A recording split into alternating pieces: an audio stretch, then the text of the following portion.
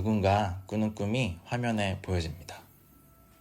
누군가의 독백으로 무슨 일이 벌어졌는지 설명하지만 완전히 이해하기는 어렵습니다. 그 설명이 끝나면 한 소년의 모습을 비춥니다.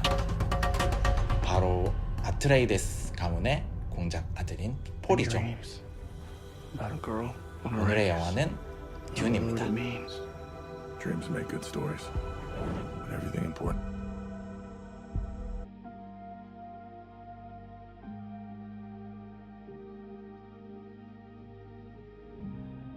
안녕하세요, 레빗꾸미입니다. 1960년대 후반에 프랭크 허버트가 출간한 소설 듄을 원작으로 하는 영화 듄은 폴과 주변 인물들을 중심으로 방대한 서사의 시작을 차근차근 보여줍니다. 영화 듄은 아직 실현되지 않은 미래에 대한 이미지 때문에 고뇌하는 폴과 그가 속한 아트레이데스 가문의 이야기를 담습니다. 우리는 매일 자신의 미래에 대해 생각합니다. 현재를 살면서 과거에 대한 생각도 떠올리지만 미래의 모습도 떠올리게 되죠. 아직 벌어지지 않은 일들을 상상하며 현재 아직 벌어지지 않은 무수한 가능성에 대한 이미지를 만들어갑니다. 그 이미지 안에는 긍정적인 모습도 있고 부정적인 모습도 있어요. 그런 단편적인 미래에 대한 이미지들은 계속 머릿속에 수시로 떠오르며 미래로 걸어가는 길에 영향을 줍니다. 그렇게 무수한 생각을 하다 보면 그 이미지들은 무의식에 묻히고 때로는 꿈의 형태로 형상화됩니다. 그 무의식 깊은 곳에 저장된 미래의 모습은 조금씩 현실이 되어가죠. 실제로 자신이 꿈꾸던 미래의 모습과는 다를 수도 있고요. 또 같은 방향으로 실현될 가능성도 있습니다. 사실 상상 속의 미래가 실현되기 전까지는 미래로 한 발짝 나아가기까지 두려움과 기대가 같이 공존합니다. 아직 오지 않은 미래란 그런 것이죠. 영화 속 폴은 매일 밤 꿈을 꿉니다. 미래의 누군가와 함께 있는 것을 보고 자신이 죽은 모습이나 누군가와 싸우는 모습이 계속 그를 괴롭힙니다. 그의 어머니인 레이디 제시카는 특별한 목소리로 상대방을 조종할 수 있는 베네 게세리트라는 조직의 사람입니다. 그가 가진 능력은 아들인 폴에게까지 유전되어 전달되었지만 아직 완전히 발현되지는 않았죠. 폴의 아버지인 레토 공작은 좋은 리더로서 인정받고 있는 인물입니다. 그의 라이벌이라고 할 수 있는 하코넨 가문과 적대적인 관계를 유지하고 있는데요. 어느 날 황제의 명령으로 하코넨이 통치하고 있던 아라키스라는 행성을 관리하게 됩니다. 우주여행에 필수적으로 필요한 물질인 스파이스라는 물질을 대량으로 생산할 수 있는 곳이기 때문에 중요한 곳이죠.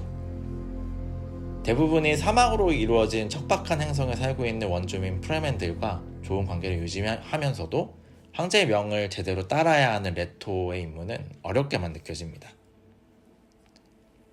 이번 영화 듄에서 집중하는 건 몰락해가는 아트레이데스 가문과 그 상황을 견디며 앞으로 나아가는 폴의 모습입니다.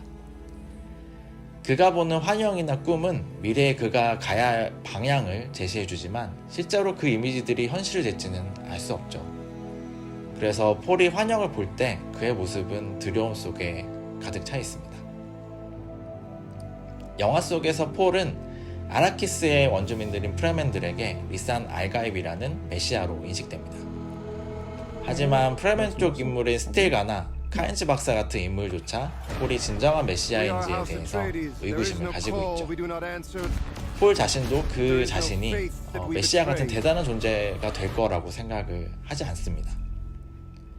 사실 폴이 가진 능력은 대단하지 않아 보입니다. 개인 전투 능력도 떨어지고 목소리 조정 능력도 떨어지죠. 정치적인 역량도 아버지인 레토에 미치지 못합니다. 아직 소년이기 때문이죠. 하지만 그에게는 무한한 성장 가능성이 존재합니다. 반대로 실패할 가능성 역시 존재합니다. 영화 듄에서 가장 중요한 건 바로 그 폴이 가진 가능성입니다. 폴이 가진 가능성은 객관적으로 보면 별 볼 일 없어 보이는데요. 그가 보는 환영과 꿈에서도 그는 대단한 능력을 보여주진 않습니다. 심지어 누군가에게 죽임을 당하거나 아니면 자신이 종교전쟁을 지휘하는 지도자로 등장하는 등 There's something away from 부정적인 my mind. 모습들이 꽤 포함이 되어 있죠. 이런 상황에서 실제로 아트레이데스 가문은 하쿠네 남자의 공격을 받고 완전히 몰락의 길을 걷게 됩니다. 하지만 폴은 자신을 돕는 사람들과 한 줄기 빛이 있는 희망을 찾기 위한 길을 포기하지는 않습니다. 그저 자신만의 결정을 끊임없이 해 나가게 되죠. This is an 영화 중간중간에 폴이 보았던 미래에 대한 환영과 이미지는 영화 후반에서 실제로 이루어지기도 하고 알고 있던 이미지와는 다르게 나타나기도 합니다. 결국 아무리 자신에게 미래의 환영들이 많이 보였다고 하더라도 그 이미지에 얽매일 필요가 없다는 것을 영화는 지속적으로 이야기하고 있어요. 이후의 모든 여정과 운명은 정해진 것이 아니고 폴 스스로 경험하면서 결정해 나가야 한다는 것을 계속 분명하게 이야기하고 있는 것이죠. 단단하고 신뢰로 가득한 조직이 다른 집단에 의해 무너지는 모습은 영화 속에서 스펙터클한 영상에 담겨 있지만 그 무자비한 공격으로 인한 상실감을 관객에게 그대로 전달하게 됩니다. 그 어려운 상황에서 폴이 어떤 길을 갈지 궁금하게 만들죠. 스파이스라는 귀중한 강물이 가득한 아라키스는 척박한 땅입니다. 그곳의 원주민인 프레맨들은 원래 그들이 살던 땅을 외부 존재에게 착취당하는 그런 집단이 되고 말아요. 마치 현재 아프리카가 제국주의 시대에 식민지화 되었던 것처럼 외부 존재에 의해 그들의 땅의 귀중한 것을 빼앗기고 이용당합니다. 그들의 메시아로 등장한 폴은 프레맨과 동화하는 선택을 하게 돼요. 척박한 땅에서 다시 시작하기로 한 거죠. 그럼 왜 폴은 그렇게 선택을 해야만 했을까요? 이번 듀운에서는 다 설명이 되진 않습니다. 그곳을 벗어나서 좀 더 나은 환경에서 다음을 기약할 수 있었는데도 그는 사막으로 향하죠. 그래서 더욱더 듀운의 다음 They're 이야기가 picking my 궁금해집니다. family off one by one. 영화 듀는 원작 소설 1편의 반 정도를 화면으로 옮겼습니다. 워낙 이야기가 방대하기 때문에 거기 원작을 영상화하는 것이 쉽지 않았겠지만 드니 빌네브 감독은 급하지 않게 천천히 하고 싶은 이야기를 다 풀어냅니다. 무엇보다 아이맥스로 촬영된 화면하고 한스 짐머가 만들어낸 음악이 정말 경외감을 느끼게 하죠. 거대한 우주 함선들, 그리고 끝이 보이지 않는 사막, 그리고 모래 속을 기어다니는 거대한 모래벌레는 그것을 보는 것 자체만으로도 가슴을 두근거리게 만듭니다. 그래서 영상과 사운드가 좋은 극장에서 관람하는 걸 정말 강력 추천합니다. 영화에서 폴 역을 연기한 티모시 샬라메의 연기가 정말 눈에 띕니다. 정말 대단한 연기를 보여주고 있고요. 여리여리한 몸을 가졌지만 점점 날카로워지는 모습을 보이는 연기를 하고 있어요. 완전히 폴로 이제 거듭난 연기를 하고 있죠. 그래서 이 영화가 가지게 된 신비하고 압도적인 그 감정 자체는 티모시 샬라메의 연기가 만들어놨다고 해도 과언이 아닐 정도입니다.